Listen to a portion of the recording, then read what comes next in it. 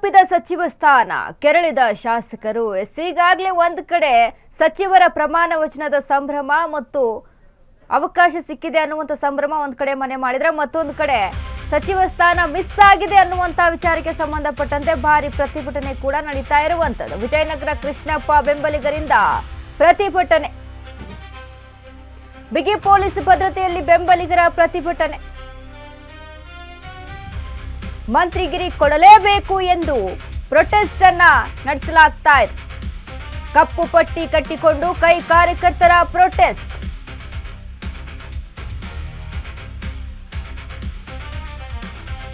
ಕೈ ತಪ್ಪಿದ ಸಚಿವ ಸ್ಥಾನ ಕೆರಳಿದ ಶಾಸಕರು ಪ್ರತಿಭಟನೆಗೆ ಮುಂದಾಗಿದ್ದಾರೆ. ಕೆಪಿಸಿಸಿ ಕಚೇರಿ ಮುಂದೆ ಭಾರಿ ಪ್ರತಿಭಟನೆ ನಡೀತಾ ಇದೆ. ವಿಜಯನಗರ ಕೃಷ್ಣಪ್ಪ ಬೆಂಬಲಿಗರಿಂದ ಪ್ರತಿಭಟನೆ. ನಿನ್ನೆ ಯಾವಾಗ ಲಿಸ್ಟ್ ಔಟ್ ಆಯಿತೋ ಆಗಿಂದನೂ ಕೂಡ ಶಾಸಕರು ಎಲ್ಲರೂ ಕೂಡ ಬಂಡಾಯ ಎದ್ದು ಪ್ರತಿಭಟನೆಗೆ ಮುಂದಾಗಿರುವಂತದ್ದು ಕಾಣಿಸ್ತಾ ಇದೆ. ನಿನ್ನೆಯಿಂದನೂ ಕೂಡ ಅಸಮಾಧಾನದ ಹೊಗೆ ದೊಡ್ಡ ಕಿಚ್ಚಾಗಿ ಹರಡಿ ಎಲ್ಲರನ್ನ ಕೂಡ ಒಂದು ರೀತಿಯಲ್ಲಿ ಸುಡುವಂತ ರೀತಿಯಲ್ಲಿ ಆಕ್ರೋಶವನ್ನ ವ್ಯಕ್ತಪಡಿಸ್ತಾ ಇದ್ದಾರೆ ಎಲ್ಲ ಶಾಸಕರ ಬೆಂಬಲಿಗರು. ಯಾರ್ಯಾರಿಗೆ ಆಕಾಂಕ್ಷಿಗಳಾಗಿದ್ರಲ್ವಾ, ಯಾರ್ಯಾರಿಗೆ ಅವಕಾಶ ಸಿಕ್ಕಿಲ್ಲ ಅಲ್ವಾ, ಎಲ್ಲರ ಬೆಂಬಲಿಗರು ಕೂಡ. ಕೆಲವೊಂದಿಷ್ಟು ಜನ ನೋಡಿದ್ವಿ ನಾವು. ಈಗ ತನ್ವೀರ್ ಸೇಠ್ ಬೆಂಬಲಿಗರು ವಿಷ ಕುಡಿಯೋದಕ್ಕೂ ಕೂಡ ಮುಂದಾಗಿದ್ದಂಥದ್ದು. ತನ್ವೀರ್ ಸೇಠ್ ಅಭಿಮಾನಿ ಯಶವಂತರಾಯಗೌಡರ ರಾಜೀನಾಮೆ, ಇವೆಲ್ಲವೂ ಕೂಡ ಅಸಮಾಧಾನಗೊಂಡಿರುವಂತಹ ಶಾಸಕರು. ಹೀಗಾಗಿ ಅವರ ಬೆಂಬಲಿಗರು ಈಗ ಪ್ರೊಟೆಸ್ಟ್ಗೆ ಮುಂದಾಗಿದ್ದಾರೆ. ಕೆಪಿಸಿಸಿ ಕಚೇರಿ, ಬೆಂಗಳೂರಿನ ಕೆಪಿಸಿಸಿ ಕಚೇರಿ ಮುಂದೆ ನಡೀತಾ ಇದ್ದಂತ ಪ್ರತಿಭಟನೆ ನೋಡಿ. ವಿಜಯನಗರ ಕೃಷ್ಣಪ್ಪ ಬೆಂಬಲಿಗರಿಂದ ಪ್ರತಿಭಟನೆ ನಡೀತಾ ಇದೆ. ಆಕ್ರೋಶವನ್ನ ಹೊರ ಹಾಕ್ತಾ ಇದ್ದಾರೆ. ನಮ್ಮ ಶಾಸಕರಿಗೆ ಅವಕಾಶ ಮಾಡಿಕೊಡ್ಲೇಬೇಕು, ಅವಕಾಶ ಮಾಡಿಕೊಡದಿದ್ರೆ ಈ ರೀತಿಯಾಗಿ ಇನ್ನೂ ಪ್ರತಿಭಟನೆ ಮುಂದುವರಿಸ್ತೀವಿ ಅಂತ. ಈಗಾಗಲೇ ನೋಡಿ ಲಿಸ್ಟ್ ಔಟ್ ಆಯ್ತು, ಪ್ರಮಾಣ ವಚನ ಸ್ವೀಕಾರ ಕೂಡ ಆಯ್ತು. ಬಟ್ ಒಂದ್ ಕಡೆ ಹೈಕಮಾಂಡ್ ಯಾವುದಕ್ಕೂ ಕೂಡ ಕೇರ್ ಮಾಡ್ತಾ ಇಲ್ಲ. ಬಟ್ ಕೆಪಿಸಿಸಿ ಕಚೇರಿ ಮುಂದೆ ಭುಗಿಲೆದ್ದಿರುವಂತ ಆಕ್ರೋಶ. ವಿಜಯನಗರ ಕೃಷ್ಣಪ್ಪ ಬೆಂಬಲಿಗರ ಪ್ರತಿಭಟನೆ.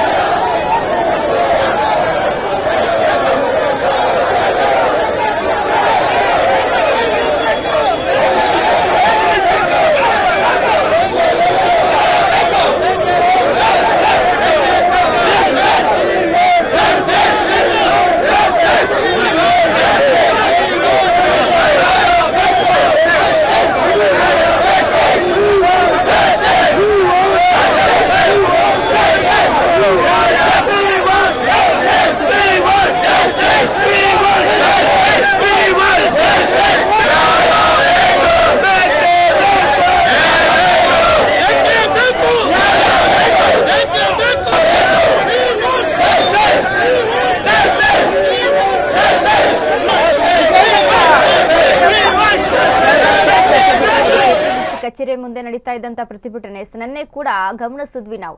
ಯಾವಾಗ ಲಿಸ್ಟ್ ಔಟ್ ಲಿಸ್ಟ್ ಬಿಡುಗಡೆ ಆಗುತ್ತೆ, ಯಾರ್ಯಾರ ಹೆಸರು ಇದೆ ಅನ್ನೋದು ಗೊತ್ತಾಗುತ್ತೆ ಅಲ್ವಾ, ಆ ನಂತರ ಆದಂತ ಬದಲಾವಣೆಗಳನ್ನು ಕೂಡ ಗಮನಿಸಿದ್ವಿ. ದಿಢೀರ್ ಅಂತ ಮಂಖಳ್ ವೈದ್ಯ ಹೆಸರನ್ನ ಬದಲಾಯಿಸಿ SS ಮಲ್ಲಿಕಾರ್ಜುನ್ ಹೆಸರು ಅಲ್ಲಿ ರೀಪ್ಲೇಸ್ ಆಗುತ್ತೆ. ಇವೆಲ್ಲವನ್ನ ಕೂಡ ಗಮನಿಸಿದಾಗ ಇದೇ ರೀತಿಯಾಗಿ ಯಾಕೆ ನಮಗೂ ಕೂಡ ಮಾಡ್ಕೊಡ್ಬಾರ್ದು? ಹಾಗಾದ್ರೆ ಬೇರೆಯವರ ಹೆಸರನ್ನ ರೀಪ್ಲೇಸ್ಮೆಂಟ್ ಮಾಡಕ್ಕಾಗುತ್ತೆ, ಬಟ್ ನಮಗೆ ಯಾಕೆ ಅವಕಾಶವನ್ನ ಮಾಡಿಕೊಟ್ಟಿಲ್ಲ? ನಮಗೂ ಕೂಡ ಅವಕಾಶ ಬೇಕು ಅನ್ನುವಂಥ ನಿಟ್ಟಿನಲ್ಲಿ, ನಮ್ಮ ಶಾಸಕರಿಗೂ ಕೂಡ ಅವಕಾಶ ಬೇಕು ಅನ್ನುವಂಥ ನಿಟ್ಟಿನಲ್ಲಿ ನಡೀತಾ ಇದ್ದಂತ ಪ್ರತಿಭಟನೆ, ಆಕ್ರೋಶವನ್ನು ಅವರ ಹಾಕ್ತಾ ಇದ್ದಾರೆ ಎಲ್ಲ ಬೆಂಬಲಿಗರು ಸಹಿತ. ನ್ಯಾಯ ಬೇಕು, ಅನ್ಯಾಯ ಆಗಿದೆ. ಏನು ಈಗ ಹೊಸಬರಿಗೆ ಅವಕಾಶ ಮಾಡಿಕೊಡ್ತೀನಿ ಅಂತ ಹೇಳ್ತು ಹೈಕಮಾಂಡು, ಅದರಲ್ಲಿ ಹಳಬರಿಗೂ ಕೂಡ ಪ್ರಾತಿನಿಧ್ಯವನ್ನು ಒದಗಿಸಿಕೊಡ್ಲಾಗಿದೆ ಅಥವಾ ಈಗಾಗಲೇ ನೋಡಿ 3-4 ಬಾರಿ ಶಾಸಕರಾದಂಥವ್ರಿಗೆ 7 ಬಾರಿ ಶಾಸಕರಾದಂಥವ್ರಿಗೆ ಕೆಲವರಿಗೂ ಕೂಡ ಅವಕಾಶವನ್ನು ತಪ್ಪಿಸಿಕೊಟ್ಟಿದ್ದಾರೆ. ಹಿರಿಯರು ಅಂತ ಇದ್ದವ್ರಿಗೂ ಕೂಡ ಅವಕಾಶ ಮಾಡಿಕೊಡಬೇಕಿತ್ತು. ಅನುಭವ ಇರುತ್ತೆ, ರಾಜಕೀಯವಾಗಿ ಸಾಕಷ್ಟು ಪ್ರಾತಿನಿಧ್ಯವನ್ನು ಪಡೆದುಕೊಂಡಿರ್ತಾರೆ. ಬಟ್ ಇಲ್ಲಿ ಹೈಕಮಾಂಡು ಮಲತಾಯಿ ಧೋರಣೆ ಮಾಡಿದೆ. ನಮಗೆ ಅವಕಾಶವನ್ನ ಮಾಡಿಕೊಟ್ಟಿಲ್ಲ, ಹೀಗಾಗಿ ನಮ್ಮ ಬೆಂಬಲಿಗರಿಗೆ ಅವಕಾಶ ಬೇಕೇ ಬೇಕು ಅನ್ನುವಂಥ ನಿಟ್ಟಿನಲ್ಲಿ ನಡೀತಾ ಇದ್ದಂಥ ಪ್ರತಿಭಟನೆ. ಈ ಬಗ್ಗೆ ಮತ್ತಷ್ಟು ಅಪ್ಡೇಟ್ಸ್ ಅನ್ನ ಕೊಡ್ತಾರೆ ನಮ್ಮ ಪ್ರತಿನಿಧಿ ಅರುಣ್. ಅರುಣ್, ಇದೀಗ ಎಲ್ಲೆಡೆ ಕೂಡ ನಿನ್ನೆಯಿಂದ ಕಾಂಗ್ರೆಸ್ ಪಾಳ್ಯದಲ್ಲಿ ಅಸಮಾಧಾನದ ಹೊಗೆ ಆಡ್ತಾ ಇದೆ. ಈ ಹೊಗೆ ದೊಡ್ಡ ಕಿಚ್ಚಾಗಿ ಕೂಡ ಪರಿಣಮಿಸ್ತಾ ಇರುವಂತದ್ದು ಎಲ್ಲವೂ ಕೂಡ ಕಾಣಿಸ್ತಾ ಇದೆ. ಇದೀಗ ಕೆಪಿಸಿಸಿ ಕಚೇರಿಯ ಮುಂದೆ ನಡೀತಾ ಇದ್ದಂತ ಪ್ರತಿಭಟನೆ, ವಿಜಯನಗರದ ಕೃಷ್ಣಪ್ಪ ಅವರ ಬೆಂಬಲಿಗರು, ಏನೆಲ್ಲ ಅಪ್ಡೇಟ್ಸ್ ಇದೆ ಅರುಣ್?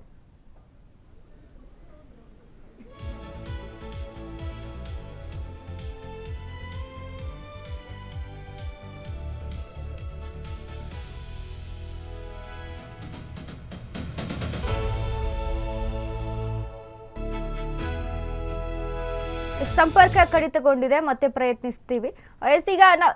ಈಗ ಯಾವ ರೀತಿಯಾಗಿ ಕಾಂಗ್ರೆಸ್ ಪಾಳ್ಯದಲ್ಲಿ ಎದ್ದಂತ ಅಸಮಾಧಾನವನ್ನ ಗಮನಿಸ್ತಾ ಇದ್ದೀವಿ. ನಿನ್ನೆಯಿಂದನೂ ಕೂಡ ಕಾಂಗ್ರೆಸ್ನಲ್ಲಿ ಈ ರೀತಿಯಾಗಿ ಅಸಮಾಧಾನ ಭುಗಿಲೇಳುತ್ತೆ, ಶಾಸಕರು ಬೇಸರಗೊಳ್ತಾರೆ ಅನ್ನುವಂಥದ್ದು ಹೈಕಮಾಂಡ್ಗೆ ಗೊತ್ತಿರ್ಲಿಲ್ವಾ ಅನ್ನೋದನ್ನ ಇಲ್ಲಿ ಗಮನಿಸಬೇಕಾಗುತ್ತಾ?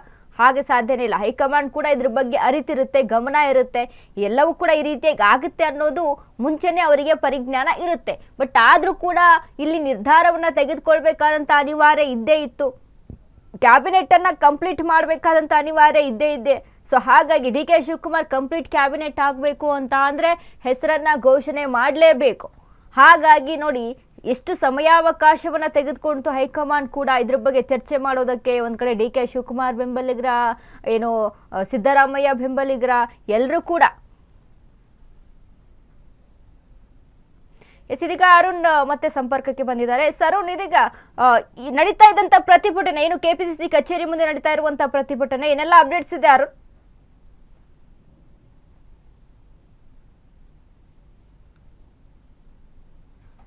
ಪ್ರಿಯಕೃಷ್ಣ ಅವ್ರಿಗೆ ಸಚಿವ ಸ್ಥಾನ ಕೊಡ್ಬೇಕಂತ ಸಾಕಷ್ಟು ಜನ ಅಭಿಮಾನಿಗಳು ಸಹ ಇಲ್ಲಿ ಸೇರ್ಕೊಂಡಿರುವಂತದ್ದು. ಮತ್ತೆ ಇವತ್ತು ಕೆಪಿಸಿಸಿ ಕಚೇರಿಗೆ ಬಂದು ಏನು ಮನವಿಯನ್ನು ಕೊಡಕ್ಕೆ ಸಹ ಬಂದಿರೋದು. ಮತ್ತೆ ಅವರು ಆಗ್ರಹ ಆಗಿರುವಂತದ್ದು ಇಬ್ಬರಲ್ಲಿ ಒಬ್ಬರಿಗೆ ಒಂದು ಸಚಿವ ಸ್ಥಾನ ಕೊಡಬೇಕು. ಯಾಕಂದ್ರೆ ನಿನ್ನೆ ಹಿರಿಯ ಶಾಸಕರಾದ ಕೃಷ್ಣಪ್ಪ ಅವರು ಕೊಟ್ಟಿಲ್ಲ ಅಂತ ಹೇಳ್ಬಿಟ್ಟು ಅವರ ಒಂದು ಆಗ್ರಹ ಆಗಿರುವಂತದ್ದು. ನಮ್ಮ ಜೊತೆಗೆ ಸಾಕಷ್ಟು ಜನ ಏನು ಕಾರ್ಯಕರ್ತರಿದ್ದಾರೆ, ಮತ್ತೆ ಅವ್ರನ್ನೆಲ್ಲ ಮಾತಾಡ್ತೀವಿ. ಸರ್, ಈಗ ಏನು ಕೃಷ್ಣಪ್ಪ ಅವರು ಸಹ ಸಚಿವ ಸ್ಥಾನ ತಪ್ಪಾಗಿರುತ್ತೆ. ಯಾಕಂದ್ರೆ ಫಸ್ಟ್ ಲಿಸ್ಟ್ ಅಲ್ಲೇ ಬರ್ಬೇಕಾಗಿತ್ತು, ಬಂದ್ರೆ ಸೆಕೆಂಡ್ ಲಿಸ್ಟ್ ಅಲ್ಲೂ ಇಲ್ಲ. ಏನ್ ಹೇಳ್ತೀರಾ?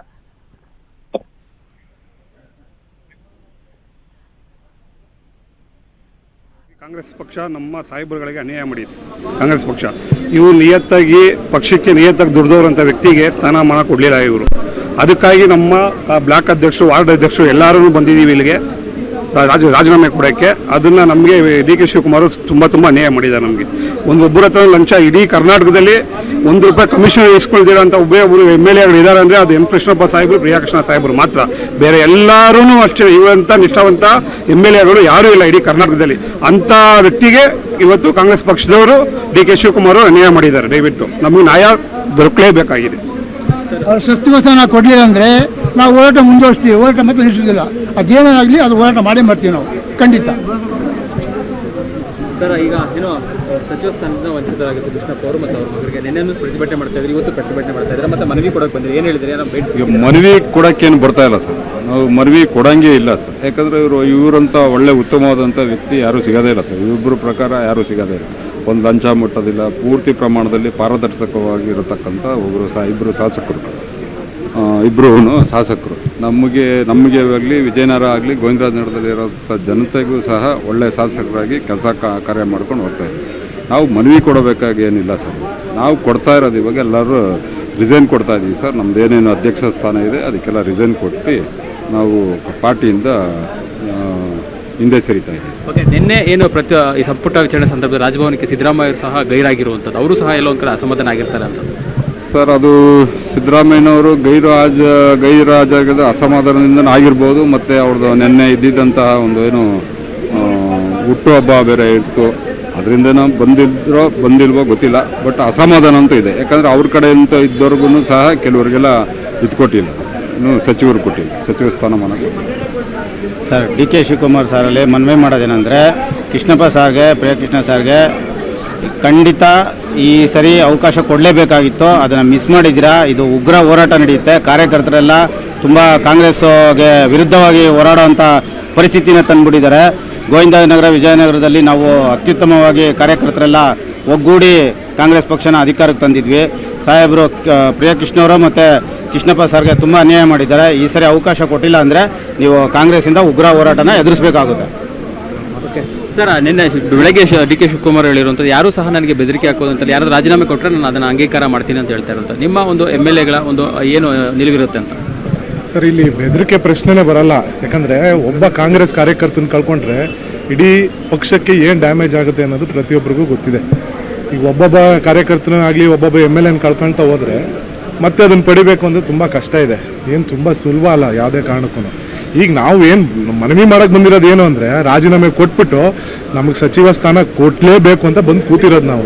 ಸಚಿವ ಸ್ಥಾನ ಕೊಡಿ, ನೀವು ಒಳ್ಳೆ ವ್ಯಕ್ತಿನ ಆಯ್ಕೆ ಮಾಡೋದಂತ ನಿಜವಾಗ್ಲೂ ಹೇಳ್ತೀನಿ, ಒಳ್ಳೆ ಕ್ಯಾಬಿನೆಟ್ಗೆ ಒಳ್ಳೆ ವ್ಯಕ್ತಿನ ಕರ್ಕೊಂಡೋಗಿ ಹಾಕ್ತೀರಾ. ನೀವಿನ್ನ ಒಳ್ಳೆ ಹೆಸರು ಮಾಡ್ಬೋದು, ಕ್ಯಾಬಿನೆಟಲ್ಲಿ ಕೂಡ ಒಳ್ಳೆ ಹೆಸರು ಮಾಡ್ಬೋದು. ಉತ್ತಮ ಇಡೀ ಕರ್ನಾಟಕದ ಭವಿಷ್ಯನೇ ಮುಂದೆ ಹೋಗೋಂಥ ಕೆಲಸ ನಮ್ಮ ಪ್ರಿಯಕೃಷ್ಣ ಸಾಹೇಬರು ಖಂಡಿತವಾಗ್ಲೂ ಮಾಡ್ತಾರೆ. ಅದಕ್ಕೆ ದಯಮಾಡಿ ಅವ್ರನ್ನ ಕ್ಯಾಬಿನೆಟ್ಗೆ ನೀವು ತಗೊಳ್ಳೇಬೇಕು ಅಂತ ನನ್ನ ಮನವಿ ಅಷ್ಟೇ. ಯಾರಾದರೂ ರಾಜೀನಾಮೆ ಕೊಟ್ಟರೆ ನಾನು ಅದನ್ನು ಆಕ್ಸೆಪ್ಟ್ ಮಾಡ್ತೀನಿ ಅಂತ ಹೈಕಮಾಂಡ್ ಸಹ ಹೇಳಿರುವಂಥದ್ದು ಹೇಳ್ತಾರೆ. ಒಂದು ವೇಳೆ ರಾಜೀನಾಮೆ ಕೊಟ್ಟರೆ ಹೆಂಗೆ ಅಂತ? ಯಾರು ರಾಜೀನಾಮೆ? MLA ರಾಜೀನಾಮೆ ಕೊಟ್ಟರೆ ನಾನು ಅದನ್ನು ಸ್ವೀಕಾರ ಮಾಡ್ತೀನಿ ಅಂತ CM ಡಿ ಕೆ ಶಿವಕುಮಾರ್ ಅವರು ಹೇಳಿರುವಂಥದ್ದು. ನಾವಿಲ್ಲಿ MLA ಅವರು ರಾಜೀನಾಮೆ ಕೊಡ್ತಾರೆ ಅಂತ ನಾವೇನು ಹೇಳ್ತಾ ಇಲ್ವಲ್ಲ. ನಾವು ಬಂದಿರೋದು, ನಾವು ಕಾರ್ಯಕರ್ತರುಗಳು, ನಾವು ಬ್ಲಾಕ್ ಅಧ್ಯಕ್ಷಗಳು ಮತ್ತು ವಾರ್ಡ್ ಅಧ್ಯಕ್ಷಗಳು, ನಮ್ಮ ನಾಯಕರಿಗೆ ಅಂತ ಸ್ಥಾನ ಸಿಗಲಿಲ್ಲ ಅಂತೇಳಿ ನಾವು ಅದನ್ನು ರಾಜೀನಾಮೆ ಕೊಡ್ಲಿಕ್ಕೆ ಬಂದಿದ್ದೀವಿ ಅಷ್ಟೇ. ಇಲ್ಲಿನ ಒಂದು ಕಾರ್ಯಕರ್ತರ ಮಾತಾಗಿರುವಂಥದ್ದು. ಯಾಕಂದ್ರೆ ಇನ್ನಷ್ಟು ಕಾರ್ಯಕರ್ತರು ಇದ್ದಾರೆ, ಸೊ ಅವ್ರನ್ನೂ ಸಹ ಮಾತಾಡಿಸ್ತೀವಿ. ಅವರು ಏನು ಹೇಳ್ತಾರೆ ಅಂತ. ಅವರು ರಾಜೀನಾಮೆ ಕೊಡ್ತಾರೋ ಬಿಡ್ತಾರೋ ಅವರ ಇದು ಸರ್. ನಮಗಂತೂ ನಮ್ಮ ಸಾಹೇಬ್ರಿಗೆ ಅನ್ಯಾಯ ಆಗಿರೋದ್ರಿಂದ ನಾವೆಲ್ಲರೂ ಕಾಂಗ್ರೆಸ್ ಪಾರ್ಟಿಗೆ ರಿಸೈನ್ ಕೊಡ್ತಾ ಇದ್ದೀವಿ ಸರ್. ಇದಿಷ್ಟು ವನಿತಾ ಇಲ್ಲಿನ ಕಾರ್ಯಕರ್ತರ ಮಾತಾಗಿರುವಂಥದ್ದು. ಅಂದರೆ ನಾವು ಕಾರ್ಯಕರ್ತರು ಏನು ಬ್ಲಾಕ್ ಕಾಂಗ್ರೆಸ್ ಅಧ್ಯಕ್ಷರಿದ್ದೀವಿ ಮತ್ತು ವಾರ್ಡ್ ಕಾಂಗ್ರೆಸ್ ಅಧ್ಯಕ್ಷರಿದ್ದೀವಿ. ಸೊ ಅವರು ಬಂದು ರಾಜೀನಾಮೆನ ನಾವು KPCC ಅಧ್ಯಕ್ಷರಿಗೆ ಕೊಡ್ತಾ ಇದ್ವಿ. MLAಗಳ ರಾಜೀನಾಮೆ ಕೊಡುವಂಥದ್ದು ಅವರು ನಿರ್ಧಾರ ಮಾಡಬೇಕು. ಆದರೆ ಏನು ಪ್ರಿಯಕೃಷ್ಣ ಅವರನ್ನು ಸಂಪುಟಕ್ಕೆ ತೆಗೆದುಕೊಳ್ಬೇಕು. ಅವರು ತೆಗೆದುಕೊಂಡ್ರೆ ಮುಂದಿನ ದಿನಗಳಲ್ಲಿ ಒಂದು ರಾಜ್ಯ ಸರ್ಕಾರಕ್ಕೆ ಇರ್ಬೋದು, ಕಾಂಗ್ರೆಸ್ಗೆ ಒಳ್ಳೆಯ ಒಂದು ಏನು ಉತ್ತಮವಾದಂಥ ಒಂದು ಯುವಕರು ಸಿಗ್ತಾರೆ ಅನ್ನೋ ಮಾತನ್ನು ಹೇಳ್ತಾ ಇರುವಂಥದ್ದು. ವನಿತಾ, ಥ್ಯಾಂಕ್ ಯು ಎಲ್ಲ ಅಪ್ಡೇಟ್ಸ್ಗೆ.